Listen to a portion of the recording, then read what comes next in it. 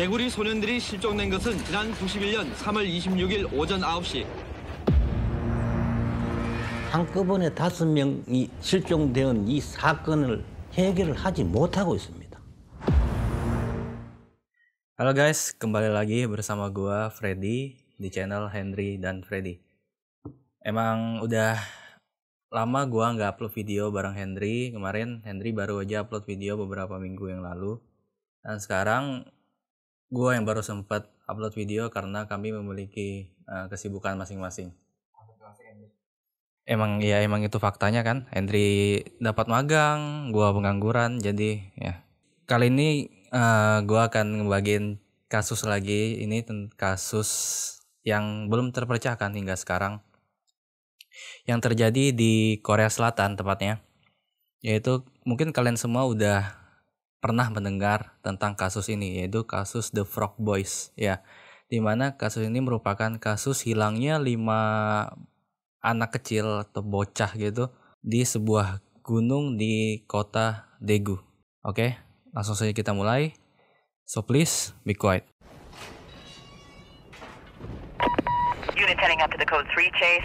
Suspect was last reported southbound on Highway 99.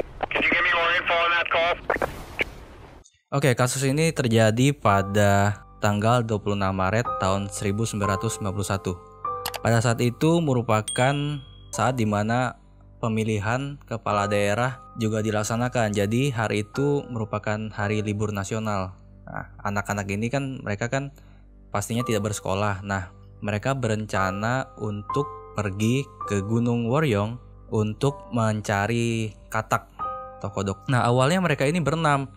Mau berangkat ke gunung itu jam 9 pagi. Tapi salah satu anak ini kayak mengurungkan niatnya karena dia dipanggil oleh ibunya untuk makan. Nah, jadi cuman mereka berlima inilah yang berangkat pergi ke gunung tersebut.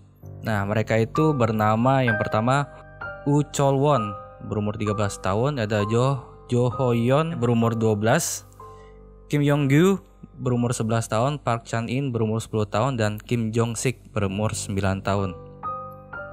Nah, mereka bersama-sama pada pukul 9 pagi berangkat ke Gunung Woryong tersebut. Nah, gunung ini sendiri itu tingginya kira-kira 300 meter dan biasanya itu tempat itu dijadikan sebagai tempat masyarakat sana untuk kayak berolahraga ataupun melakukan aktivitas lainnya. Nah, terus jarak dari gunung dari rumah-rumah si anak-anak ini nggak terlalu jauh, hanya beberapa kilometer.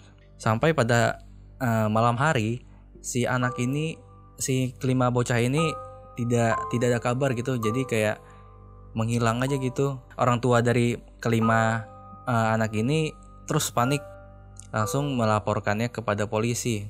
Kok anak-anak mereka belum pulang gitu. Polisi pun langsung mencari tahu kemana kelima anak ini pergi dan langsung menuju ke Gunung Woryong tersebut. Nah, tetapi di gunung tersebut kayak tidak ada jejak sama sekali. Jadi inilah nggak ada jejak sama sekali bahwa mereka itu pernah ke gunung tersebut. Terus hari demi hari terus diselidiki, namun tidak menemukan hasil apapun ya. Terus ada kesaksian dari salah satu saksi. Dia bilang bahwa pada hari itu, pada saat mereka berangkat itu pada pukul 11 siang, mereka mendengar suara teriakan dari Gunung Woryong tersebut. Nah, cuman hanya mendengar doang, jadi kayak nggak ada kejelasan setelah itu. Terus kasus ini pun sampai di telinga Presiden Korea Selatan pada saat itu, hingga Presiden Korea Selatan pun langsung menurunkan hampir 300.000 aparat kepolisian untuk mencari kelima anak tersebut. Terus ada sekitar 8 juta brosur tentang anak hilang disebarkan ke seluruh Korea. Terus ada beberapa elit juga yang membuat sebuah sayembara ya.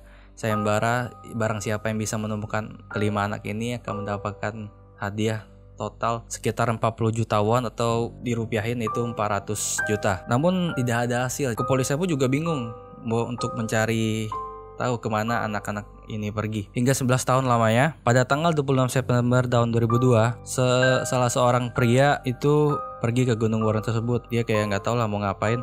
Terus menemukan sebuah pakaian anak kecil dan sepasang sepatu. Karena dia curiga, dia langsung memanggil polisi. Alangkah terkejutnya pas polisi datang, dia menemukan beberapa kerangka manusia yang disimpulkan bahwa kerangka tersebut adalah kerangka dari kelima bocah yang hilang pada tahun 91 tersebut. Kepolisian pun langsung menutup TKP tersebut, langsung memanggil kepolisian forensik untuk menyelidiki apakah benar memang kerangka-kerangka tersebut benar dari kelima bocah tersebut. Terus awalnya asumsi dari si polisi ini mengatakan bahwa mereka ini tuh meninggal karena kedinginan, karena posisi mereka itu kayak saling berpelukan gitu awalnya. Terus disanggah oleh beberapa orang tua korban karena kalau misalnya memang dia ini mati kedinginan, kenapa ditemukan baju atau sepatu yang mereka kayak pakaian itu dilepas gitu. Ini nggak masuk akal. Terus setelah polisi melakukan otopsi, memang benar bahwa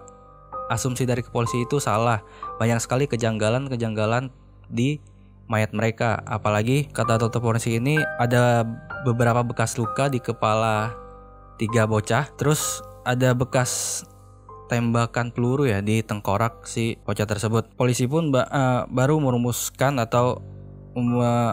fakta baru bahwa kelima bocah itu bukannya hilang atau kedinginan, tapi dia diduga juga dibunuh oleh seseorang. Namun setelah diselidiki juga nggak ketemu siapa pembunuhnya. Jadi pada tanggal 25 Maret tahun 2004 mereka pun dimakamkan secara bersamaan. Terus pada tahun 2006 kasus mereka pun telah mencapai kayak pembatasan kasus pembunuhan ya. Jadi 15 tahun kasus itu udah ditutup, jadi kayak tidak bisa diselidiki lagi gitu. Tapi pada bulan Juli pemerintah pun membuka kembali kasus tersebut dan menghapus pembatasan kasus pembunuhan itu. Nah, jadi kayak memberi harapan pihak siapapun yang dapat menemukan siapa pembunuh dari kelima bocah ini. Tapi sampai sekarang pun belum ada kejelasan ya. Terus jika kalian pengen kayak mengetahui cerita tentang kasus ini, bisa ditonton karena ada stasiun TV yang kayak mendokumentasikan cerita ini yang berjudul Children tahun 2011. Terus juga muncul beberapa spekulasi bahwa mereka itu bukannya dibunuh melainkan diculik oleh Korea Utara. Terus ada juga yang bilang bahwa anak-anak tersebut itu diculik terus dijadikan sebagai percobaan penelitian medis. Ada juga yang bilang bahwa para orang tua lah yang membunuh mereka semua. Nah, hal-hal tersebut kan tidak bisa dipercaya mentah-mentah gitu, karena tidak ada bukti yang dapat membuktikan spekulasi ini. Menurut kalian semua, apakah bocah itu memang benar dibunuh atau ada pihak ketiga yang terlibat dalam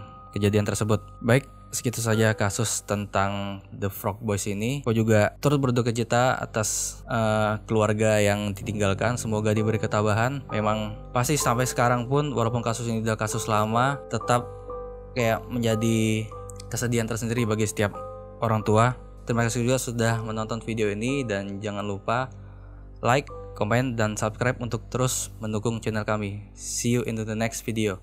Thank you.